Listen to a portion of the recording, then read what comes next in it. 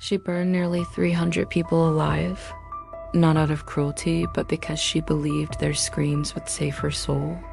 This is the story of Mary, the First of England, a woman so broken by abandonment, so consumed by guilt, that she tried to buy God's love with fire. They called her Bloody Mary, but the real tragedy? According to historical accounts, she died believing she failed. Historical records show Mary was once a beloved princess, but when her father, Henry VIII, wanted a son, everything shattered. Her mother was cast aside. Her parents' marriage was annulled, and Mary, she was declared illegitimate, a bastard. She went from princess to servant in her own home, reportedly forced to wait on her infant half-sister, Elizabeth. Her mother died brokenhearted, and historians suggest Mary blamed herself for not being enough, not being the son her father wanted. She promised her dying mother she would restore the Catholic faith. It became her obsession, her only purpose. But years later, against all odds, Mary became queen, and she had one chance to make everything right. Mary believed God had given her the throne for a reason, to save England's soul. She married Philip of Spain, desperate for love and an heir, but Philip saw her as a political tool. He rarely visited, and when Mary announced she was pregnant, the entire kingdom waited, and waited, but there was no baby. Medical historians believe it was a phantom pregnancy, her body betraying her again. She was 38, childless, unloved, and running out of time. In her mind, scholars suggest God was testing her, punishing her. She had to prove her devotion. She had to burn away England's Protestant heresy, even if it meant lighting the fires herself. And so the burnings began.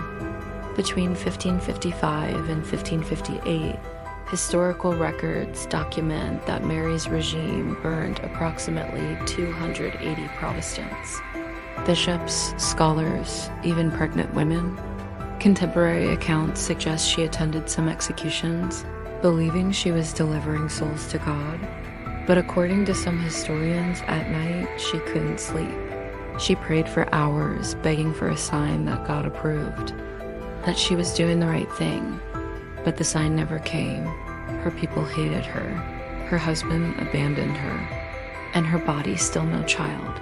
Some scholars argue she began to wonder, was she saving England or damning herself? And then the final betrayal. In November 1558, Mary lay dying, alone. Philip never returned. She had no child, and she knew her half-sister Elizabeth, a Protestant, would undo everything she'd sacrificed for. According to historical accounts, in her final hours, Mary whispered to her confessor words to the effect of, "I fear I have failed God. I fear I am damned." She died believing the fires weren't enough, that she herself deserved to burn. She was 42 years old. So what do we make of Bloody Mary? This video presents a psychological interpretation of historical events for educational purposes. Mary, I wasn't a monster. Historians suggest she was a broken woman who weaponized her faith to fill the void left by a lifetime of rejection. She believed suffering hers and others was the price of salvation. But faith twisted by trauma doesn't save souls. It destroys them. Mary's story offers a warning that desperation for redemption can burn everything in its path. And sometimes the cruelest prison isn't the stake, it's the belief that you're never enough.